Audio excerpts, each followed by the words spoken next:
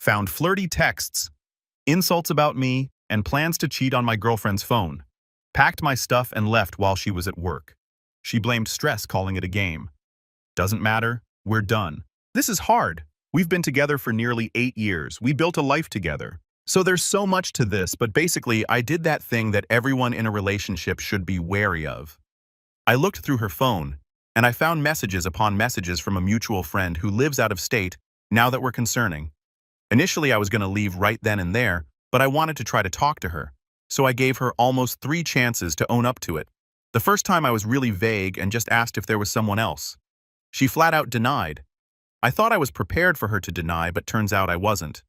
Then the other times, I got more and more pointed. Finally, she admitted that the guy had messaged her and flirted with her, but we knew he was that way, and while she didn't tell him to screw off, she wasn't into it. Now, I didn't see any messages from her at the beginning that showed she was exactly complicit in it. So while I didn't believe her, I tried to give her a chance. I know it's stupid, but we've been together for so long and we built a life together. But then I dug again, and there it was. All of it. And worst of all, she took the time to insult me to him. That hurts. So freaking much that hurts. I know my faults, and I know what I could have worked on in this relationship, but I really tried. Every day I tried. But for her to tell someone else things about me like that, I can't help but feel broken. So right now, I'm waiting for her to wake up and leave for work. Then I'm packing what I can and heading to a friend's place. I don't know. I spent 8 years in this relationship, and I'm going to walk away from it. I wrote a note on my phone that I'm going to write up for her after she leaves.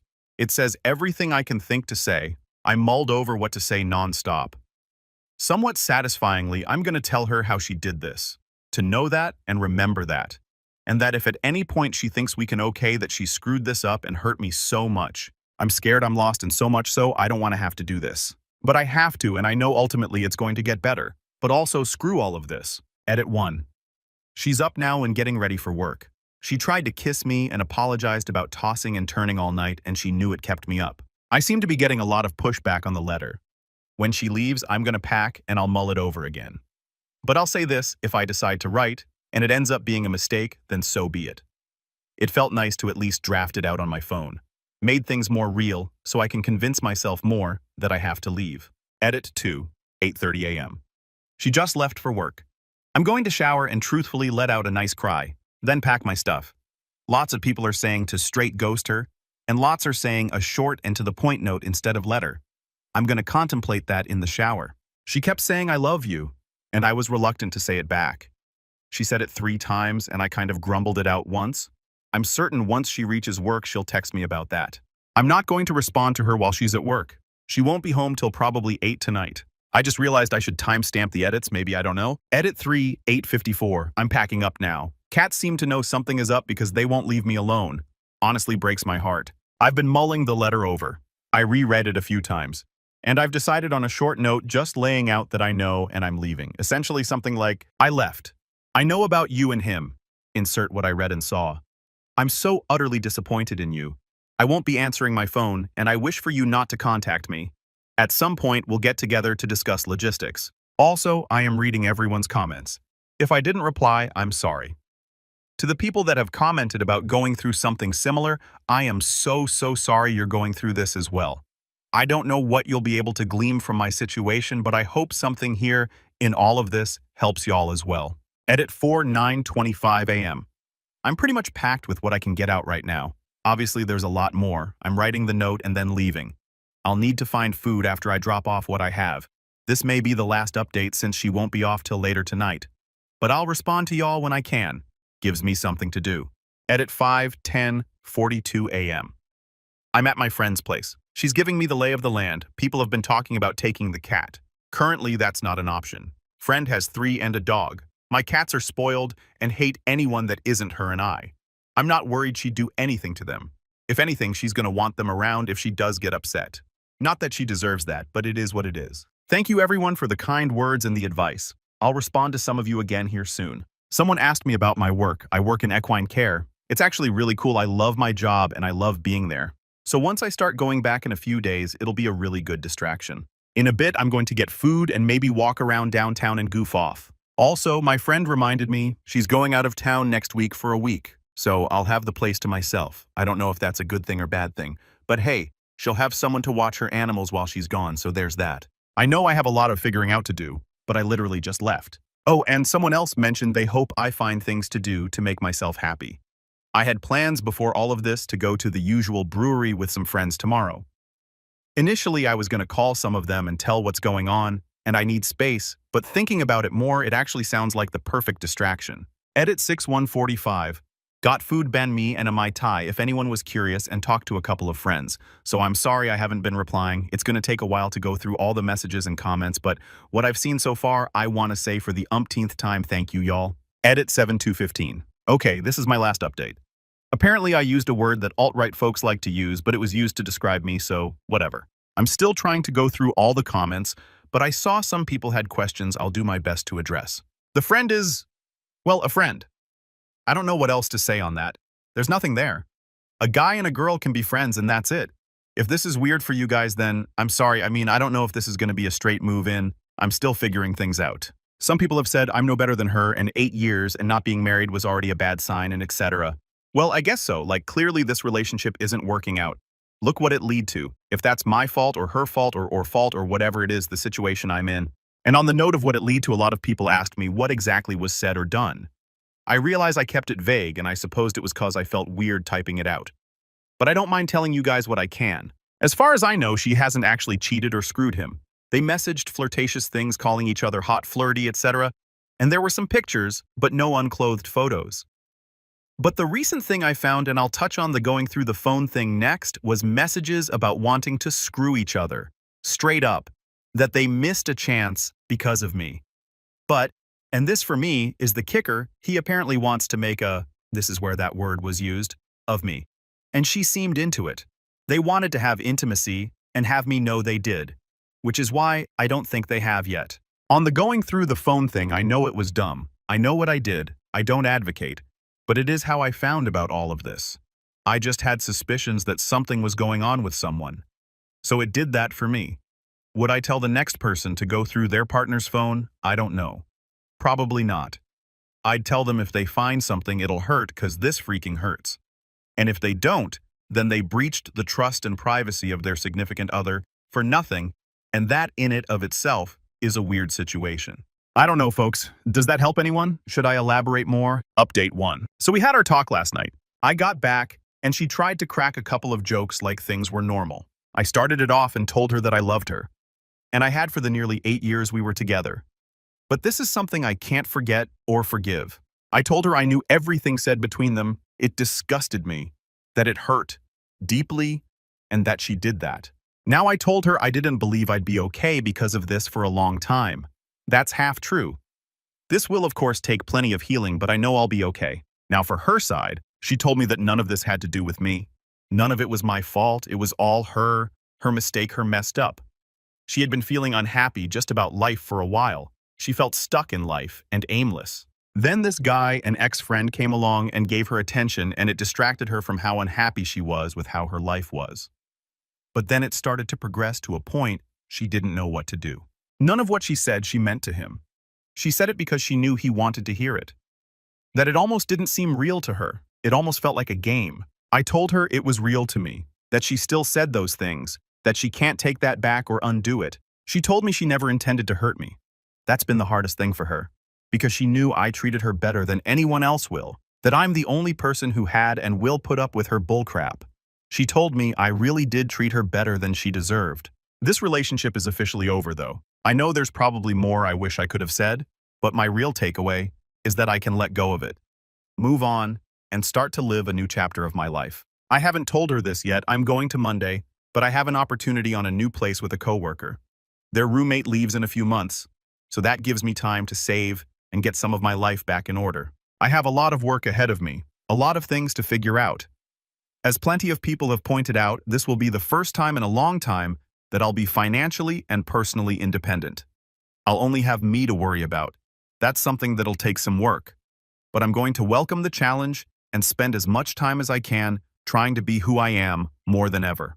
I also want to say from the bottom of my heart sincerely, thank you to everyone that took the time to read and respond in the last post. This has been and will continue to be one of the hardest things I've gone through.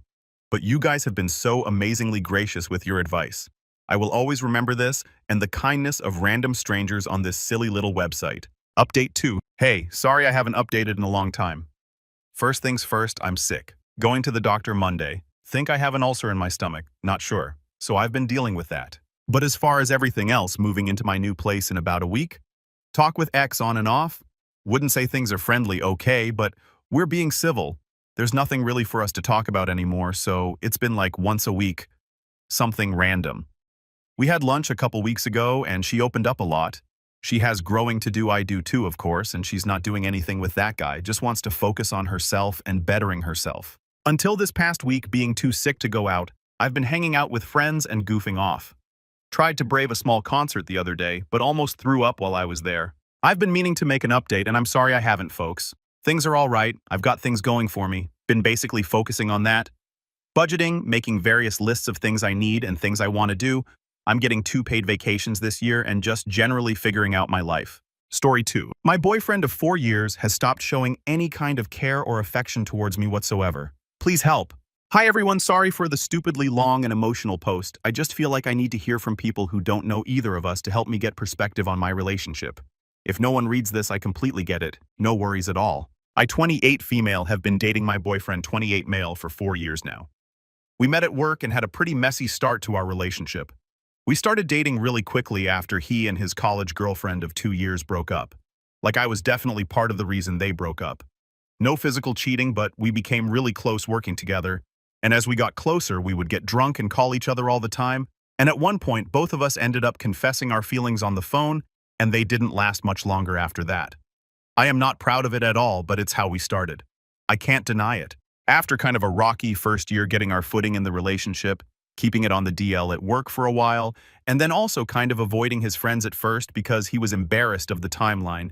Yes, I see this red flag, but I was 24 and couldn't seem to get over him. We had one blissful, genuinely perfect, and amazing year. He literally changed my life and personality. He helped me learn to not take life so seriously and just have fun. We went on trips together and never stopped laughing and had the best time. He was sweet and physically affectionate, kind and patient, and always eager to spend time with me. I am literally crying writing this because it was so perfect. I loved him so much and was so certain I would never date anyone else in my life, and that we were headed towards marriage. Well, about a year later, something switched. I have no idea what caused it, but it was literally in an instant day and night. He stopped wanting to spend much time with me, would make plans with friends months in advance, and commit to weekly rec sports with them.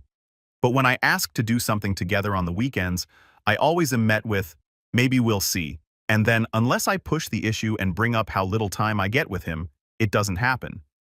He's no longer physically affectionate unless I ask for it. And I can see in his face that me asking for it annoys him. We haven't been on any trips together in 2 years for a while. He didn't even seem to actually want to talk to me, even though he would call me every day.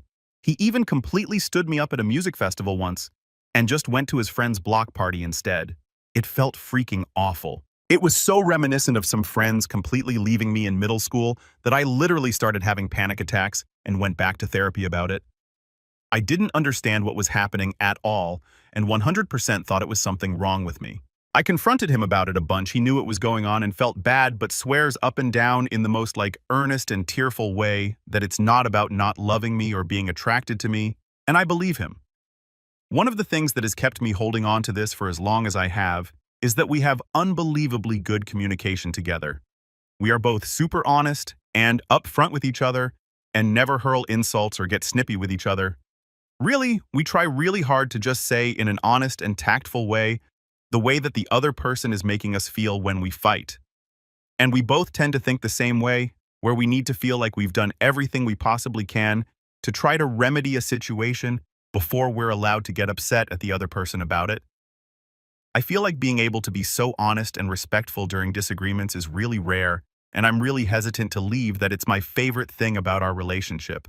He has a lot of mental health stuff going on. First of all, he's super stereotypically Irish Catholic, and his subconscious works hard to repress any negative emotions and thoughts he might have. This is also a massive part of the reason that he needs to keep himself so busy. On top of that, his family is especially sickly. For some awful cosmic reason, they seem to just have terrible luck. His mom had a stroke when he was in high school and developed quickly progressing dementia as a result of it. When we were starting to date, it was kind of at its peak of being bad. She was having seizures almost daily and went from being able to be home alone to neighbors finding her unclothed walking around the streets and needing daily nurses to help her maintain herself around the house. He was living at home at the time, so he really had no escape from it. By the time I was coming home with him to meet his family, his mom was pretty much in a completely vegetative state. She is no longer able to speak or move much without assistance. I mean, like she can pick her arms up and down, but that's about it. And it seems to be more reflexive than a conscious movement. She doesn't really make eye contact, or if she does, he'll say to me, "Mom was really alert today. Her doctor said she'd have maybe a few months over 2 years ago.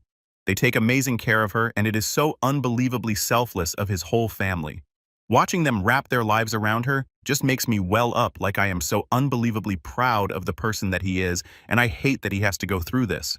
Anyway, so she doesn't remember him anymore, and he has no siblings to talk about any of this with.